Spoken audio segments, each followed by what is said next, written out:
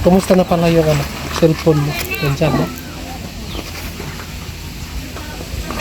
So, ito na yung cellphone niya mga kawayan. So, thank you kay Tita Lo. So, nandito na yung cellphone ni Jay.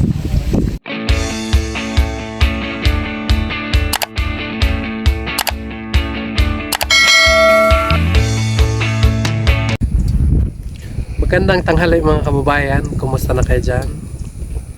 So, nandito kami sa sa ganun ito? Sa Sitio Nursery. Sitio Nursery. So, punta kami doon sa Ilanis Samanta.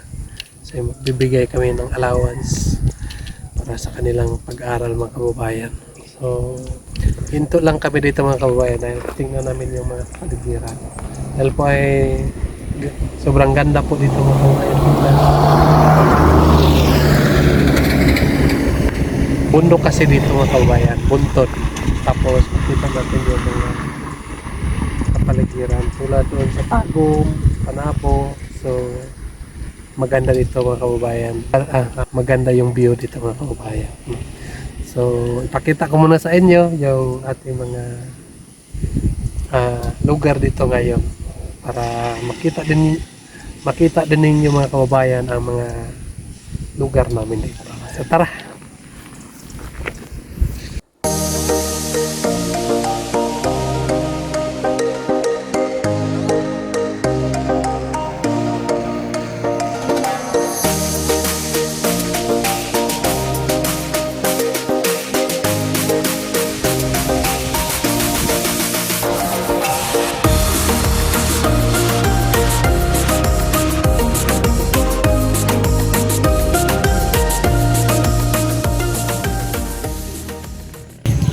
Yun mga kababayan, so nandito na kami sa Kaloytoy.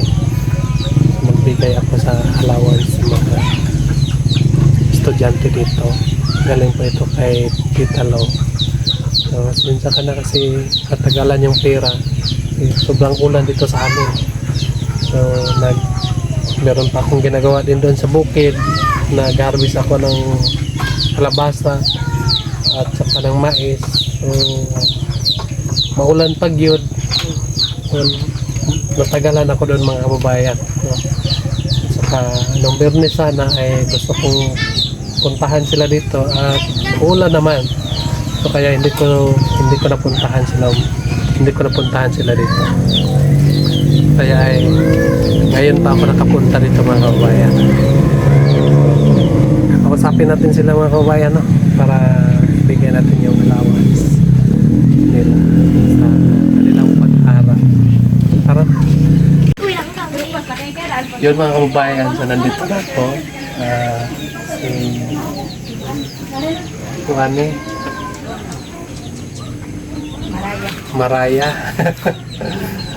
at saka Samantha, no? Kumusta na yung pag-aaral? Okay, mas ayos Okay lang yan. So, ito ay mga katutubo din mga kababayan. Kapatid ni Erin. Hindi ako ko kasi sa namatay ka ko. Ito kung gagawin.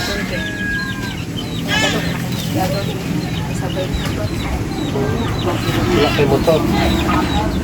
So, kala ko kasi hindi sila magka-pinsan ni Irene. Yung nagpakamatay. O yung niya sa'yo. O yung So, lagi ko gil siya, namatay din siya. Luwi lang na yung mga anak niya rito. Kaya kagmay pa kayo. Na nag-eskwela na ko. Ang dalagita na ba? Lisod kayo. Ikong si Candy. Mona siya. Dati mga problema. Lang tamang iko, no? Okay. This is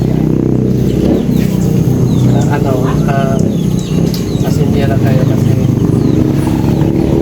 hindi ako nakapunta dito. Busy din ako doon sa bukid. Nung isang linggo ay nag-arbis ako ng kalabasa. Tapos ay nagkambis na naman ng mais. So, mahirap ang mais pag umuulan, no? Ito sa atin ay laging ulan. Samod na rin ka sa amuha ay malapit sa langit naman. Grabe. Sige ulan niya. Mubulad ng mais, no? Hinig, human na mubulad og mais kay gihipos na namo kay ulan na po. Yeah, ipuso na po dito niya. Ulit na po siya, ulan na po namo. Yeah, ipuso na po namo kay ulan naman po. Muna nga na nadugay dito niya. Katong ay Bernes man baton ta ko dere. Yeah, bundak naman po ang ulan. Dito kanet. Pasensya na gyud. Tapos una po ko nga kapag mga Lunes, mga Bernes ana amang gyud may klase. So dito mga istorya. Muna nga abtan gyud Domingo. So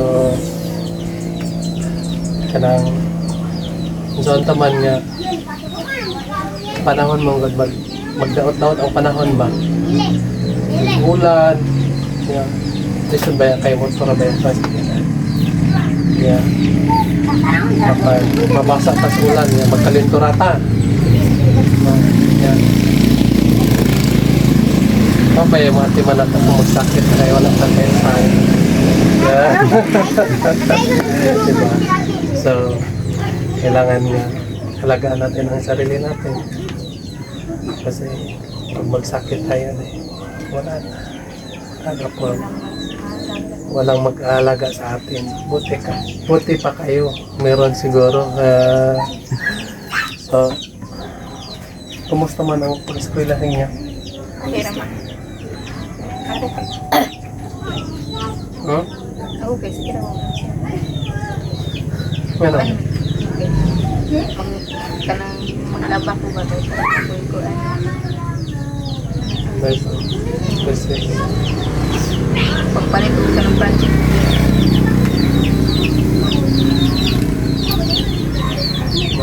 Malay receive ito. Wala kagad ka. Pero paning kamot lang yun. Kasi ko yung kauman. So, sa hinaot ko nga pagkatapos yun mo sa inyong pag-aaral lisod ang walay lisod ang wala na human ba makayon dito mo sa akong sarili na may eskwela yun ka sa akin kaya wala mong may kay grad wala kayo na human umaragin ka wala kasi nagpid ang eskwela na maningkamot yun bisag magkalisod maningkamot yun yung eskwela kayo mabot ang panahon nga karang makagraduate yun mo ng sendot yun na buhay kaya sa walay grado diba lisod kayo tawa sila kuan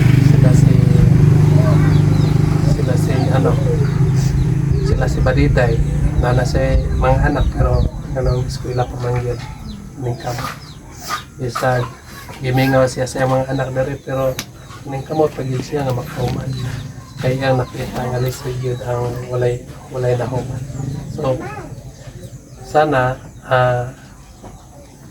parehapod mo samtang wala pa may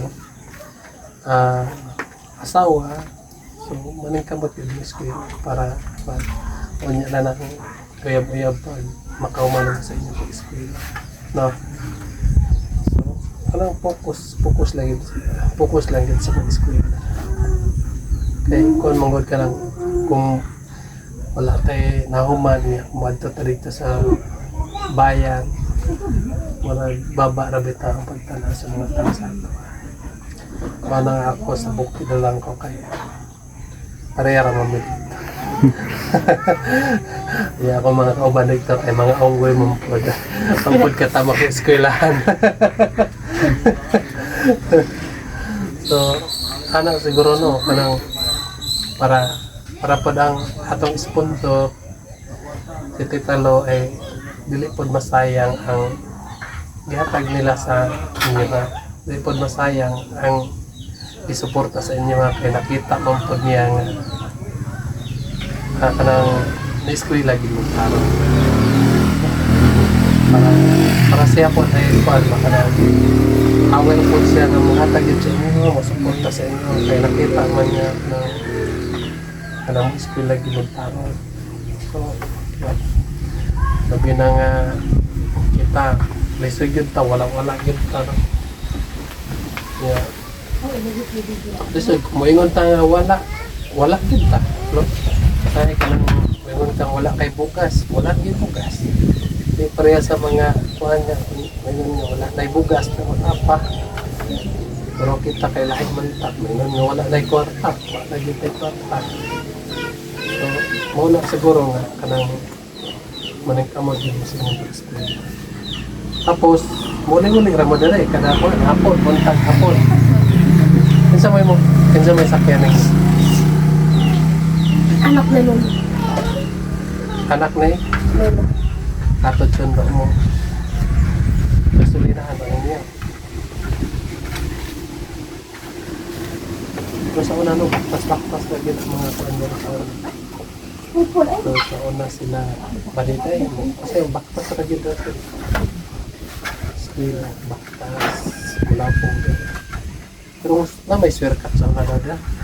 Pag makakaya. Bagdataran. So muna siguro no kay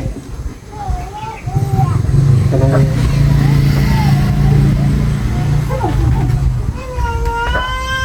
ingon ni ano dire sabi ni Tita Lo tingnan natin basahin kunin mo na natin ang piyak ay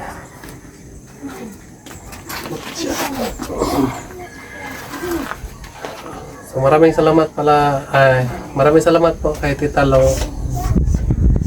Ibigay ko na sa kanila itong allowance nila. So, pasensya ka na kasi natagalan yung pira mo. Kasi po ay sobra po akong busy din at saka maulan doon sa amin. No? So ngayon ko pa may abot sa kanila itong pira. So, sana po ay maintindihan nila yung mga payo ko sa kanila na dapat ay mag-aral ng mabuti para hindi masasayang ang pera na galing sa mga sponsor natin. Alam natin lahat nga ang pera ay hindi pinupulot lang dyan sa tabi-tabi. Kung hindi, itong pera ay pinaghirapan ito. Pinagtrabahuan para ginawa ang lahat para pera. So, para may matulungan din siyang tao para makatapos sa pag-aaral. So sana po ay ilagay niya sa inyong isip na eskwela ginuntaron. Para po ay si Tita Lo ay masaya din siyang makakita sa inyo nakauban mo siya. So ayaw kabalak ka nga kuhan ka ng tagal mo kwarta yung anak. Ang mga sponsor na to ay dili sila mangita og balos. Importante nga eskwela ginuntaron. Ang ilaha nga matabang ra gyud sa ato. So sana po ang pagtabang nila sa ato dili po nato sayangan. Dili nato sayangan nga kanang di ta mohuman og eskwela kay mao man ang purpose sa sponsor nga tagad ta kwarta para makahuman sa eskwela. Kining kwarta ninyo allowance ninyo. Nagkuha niyo nga kanang kining may inyong allowance. Then kini pwede gamitin sa laking nga para gani sa inyong eskwela para tuloy-tuloy ang eskwela. Bigay ko na sa kanila ito mga kawayan. Ang tatlo.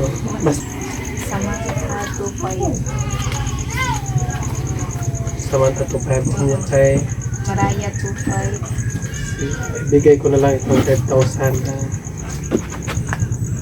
Warren 1,000. kay Wari 1,000 Kay J 1.5.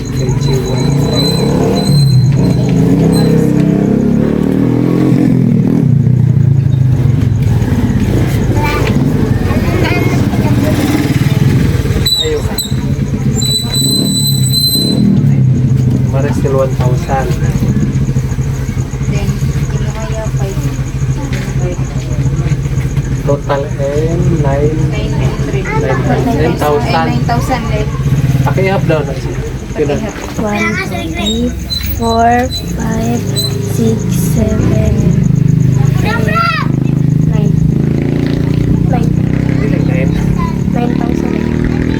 9,000. 9,000 taran. 8,500 na siya. So, yun po. Tita Lo ay naibigay ko na sa kanila yung pira nila. So, maraming salamat po sa iyo sa walang sawang nagtulong sa kanila po. So, anong masabi niyo sa sponsor natin? Ang masasabi ko po sa nag-sponsor sa amin is, unang-una po sa lahat, papasalamatan ko po yung Panginoon dahil hindi po nangyayari ang lahat ng to kung wala po siya. Tsaka si Mami Lo sa pagbigay niya ng allowance sa amin. Malaking tulong na po ito sa amin sa aming pag-aaral po. Nakakatulong po talaga ito, lalong-lalo na sa aming pang-araw-araw na mga recess, gano'n, mga kailangan namin sa projects, ganyan. At saka sa PB team, Peking Bombay, sa paghatid ng pera. At saka God bless you all po. At saka hindi ko po makakalimutan yung mga supporters, yung mga viewers po, at saka followers. Patuloy lang po kayo sa pagsuporta sa PB team. Lahat ng support niyo po is hindi po talaga masasayang dahil mag-aaral po talaga kami ng mabuti upang makapagtapos at saka hindi po masayang yung mga tulong ninyo. And Merry Christmas to you all and we love you. Ano naman masabi mo sa... Sabay man ako din. Ano naman mo masabi mo kay Tita Lo? Dako jud kay kong pasalamat kay Talo.